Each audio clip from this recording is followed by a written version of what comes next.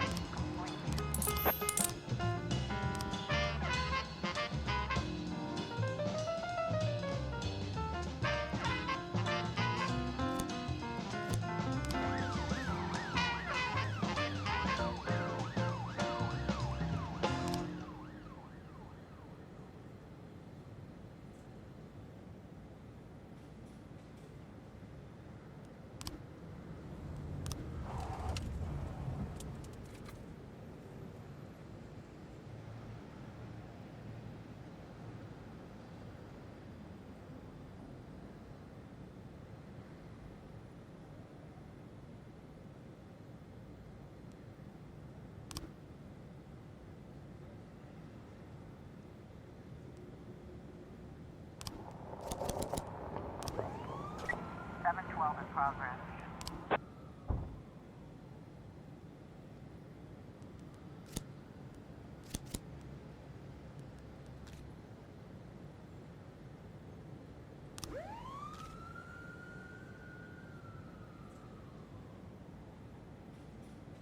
Fourteen, 11, 12, 8.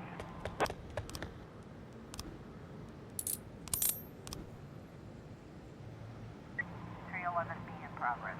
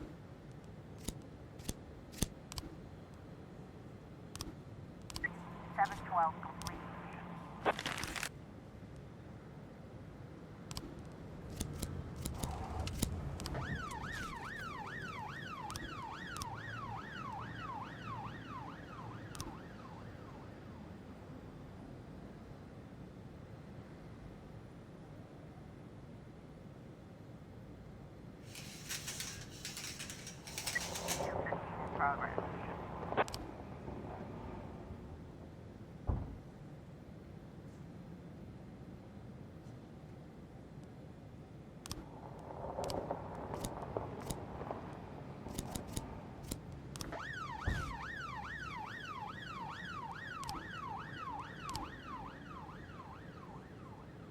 Officer on scene.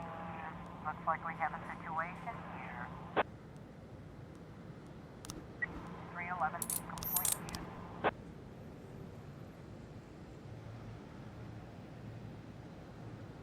1010B in progress.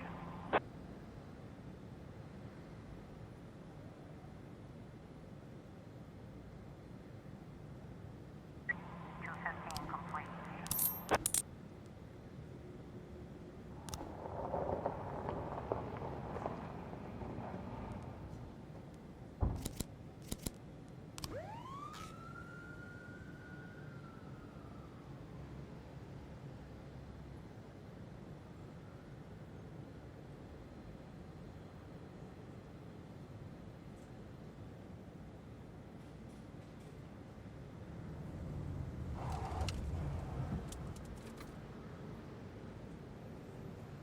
Officer on scene. Looks like we have a situation here. 1010B complete.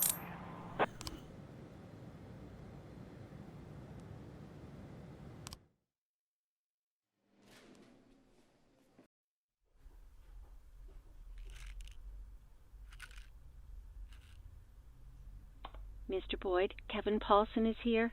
He wants to talk. Kevin Paulson. Tell him to fuck off. Jack Boyd, Super Cop.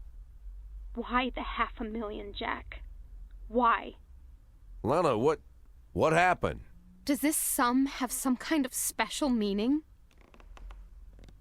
Lana, I don't know who told you about the $500,000, but it's much more complicated than you think. Oh, it's complicated, all right. It took me an hour to go over all the documents.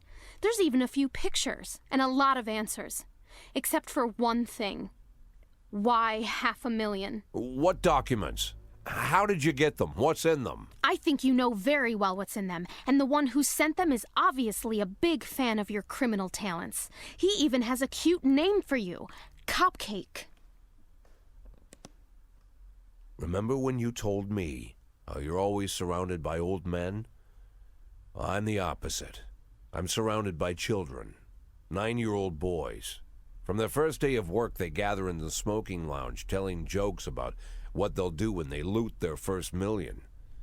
But it's more than just innocent jokes. It's quickly becoming a reality. They themselves are surprised how quickly everything happens. They buy their own houses, they buy a car, they get promoted. The first $1,000,000 is soon followed by a second, a third, a fifth. Like children, they have no idea what they're getting into. But I'm not like that, Lana. I'm not like them. You're saying you're not like them because you're only stealing $500,000? I only meant You that... know, Jack, I'm done worrying about people not taking me seriously. They'll know I mean business when my first act as public prosecutor is throwing the city's former police chief in prison. Lana, you can't just read over some papers like this and... I told you not to let him in! I'm sorry, Mr. Boyd. I tried to stop him, but you... Lana, we need to talk.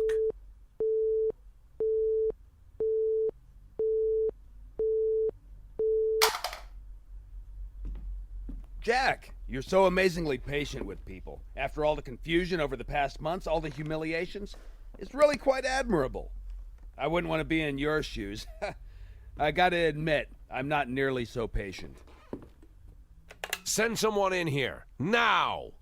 I've been thinking, Jack.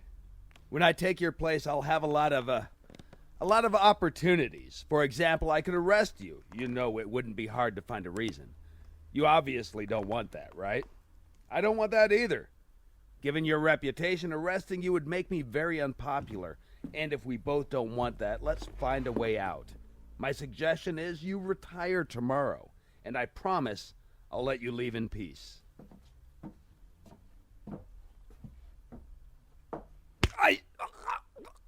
I swear, Jack, if you...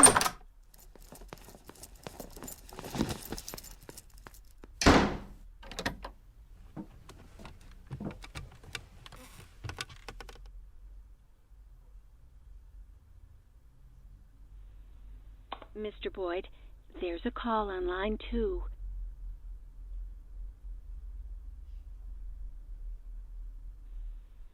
Mr. Boyd, you really have to take this call. Boyd! Jack, it's me. Laura, Jack, I don't know what you wanted to say to me, but please, just say it.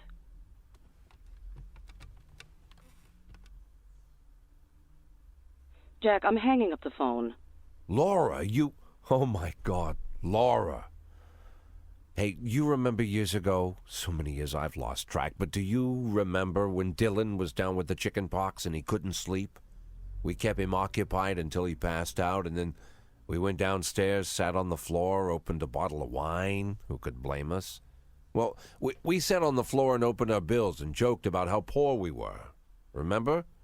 And then I jokingly asked if I'd be your hero if I made $1 million. And you sat there lost in thought like you needed to seriously think about the answer.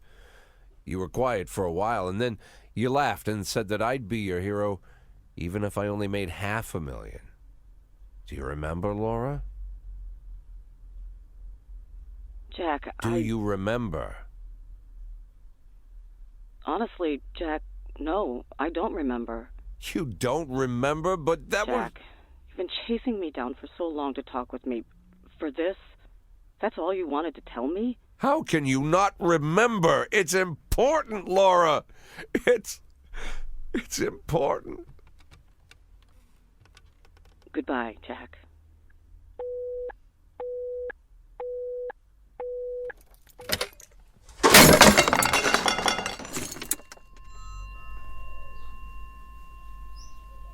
Mr. Boyd, are you all right?